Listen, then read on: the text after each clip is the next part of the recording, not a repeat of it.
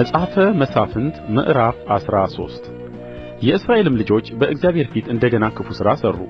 እግዚአብሔርም በፍልስጥኤማውያን እጅ 40 ዓመት አሳልፎ ሰጣቸው። ከዳን ወገን የሆነ ማኑሄ የሚባል አንድ የጾርዓ ሰው ነበረ። ሚስቱም መካን ነበረች፣ ልጅም አልወለደችም። የእግዚአብሔርም መልአክ ለሴቲቱ ተገልጦ እንዲህ አላት፣ እነሆ አንቺ መካን ነሽ፣ ልጅም አልወለድሽም። ነገር ግን ትፀንሻለሽ፣ ወንድ ልጅም ትወልጃለሽ። አሁንም ተጠንቀቂ፣ የወይን ጠጅ የሚያሰክርም ነገር አትጠጪ፣ ርኩስም ነገር አትብዪ። እነሆ ትፀንሻለሽ፣ ወንድ ልጅም ትወልጃለሽ። ልጁም ከእናቱ ማኅፀን ጀምሮ ለእግዚአብሔር የተለየ ናዝራዊ ይሆናል፣ በራሱ ላይ ምላጭ አይደርስበትም። እርሱም እስራኤልን ከፍልስጥኤማውያን እጅ ማዳን ይጀምራል። ሴቲቱም ወደ ባልዋ መጥታ አንድ የእግዚአብሔር ሰው ወደ እኔ መጣ፣ መልኩም እንደ እግዚአብሔር መልአክ እጅግ የሚያስደነግጥ ነበር። ከወዴትም እንደ መጣ አልጠየቅሁትም፣ እርሱም ስሙን አልነገረኝም። እርሱም እነሆ ትፀንሻለሽ፣ ወንድ ልጅም ትወልጃለሽ። ልጁም ከእናቱ ማኅፀን ጀምሮ እስኪሞት ድረስ ለእግዚአብሔር የተለየ ናዝራዊ ይሆናልና አሁንም የወይን ጠጅ የሚያሰክርም ነገር አትጠጪ፣ ርኩስም ነገር አትብዪ አለኝ ብላ ተናገረች።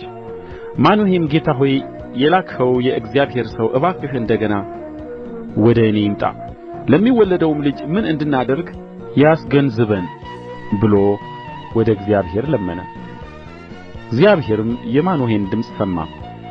የእግዚአብሔርም መልአክ እንደ ገና ለሴቲቱ በእርሻ ውስጥ ተቀምጣ ሳለች ተገለጠላት። ባልዋ ማኑሄ ግን ከእርሷ ጋር አልነበረም። ሴቲቱም ፈጥና ሮጠች፣ ለባልዋም እነሆ በቀደም ዕለት ወደ እኔ የመጣው ሰው ደግሞ ተገለጠልኝ ብላ ነገረችው። ማኑሄም ተነሥቶ ሚስቱን ተከተለ። ወደ ሰውዮውም መጥቶ ከዚህች ሴት ጋር የተነጋገርህ አንተ ነህን አለው። እርሱም እኔ ነኝ አለ። ማኑሄም ቃልህ በደረሰ ጊዜ የልጁ ሥርዓት ምንድር ነው? የምናደርግለትስ ምንድር ነው አለው። የእግዚአብሔርም መልአክ ማኑሄን ሴቲቱ ከነገርኋት ሁሉ ትጠንቀቅ፣ ከወይንም ከሚወጣው ሁሉ አትብላ፣ የወይን ጠጅንም የሚያሰክርንም ነገር አትጠጣ፣ ርኩስም ነገር ሁሉ አትብላ፣ ያዘዝኋትን ሁሉ ትጠብቅ አለው። ማኑሄም የእግዚአብሔርን መልአክ የፍየል ጠቦት እስክናዘጋጅልህ ድረስ እባክህ ቆይ አለው። የእግዚአብሔርም መልአክ ማኑሄን አንተ የግድ ብትለኝ መብልህን አልበላም፣ የሚቃጠለውንም መሥዋዕት ማዘጋጀት ብትወድድ ለእግዚአብሔር አቅርበው አለው። ማኑሄም የእግዚአብሔር መልአክ መሆኑን አላወቀም ነበር። ማኑሄም የእግዚአብሔርን መልአክ ነገርህ በደረሰ ጊዜ እንድናከብርህ ስምህ ማን ነው አለው። የእግዚአብሔርም መልአክ ስሜ ድንቅ ነውና ለምን ትጠይቃለህ አለው። ማኑሄም የፍየሉን ጠቦትና የእህሉን ቁርባን ወስዶ በድንጋይ ላይ ለእግዚአብሔር አቀረበው።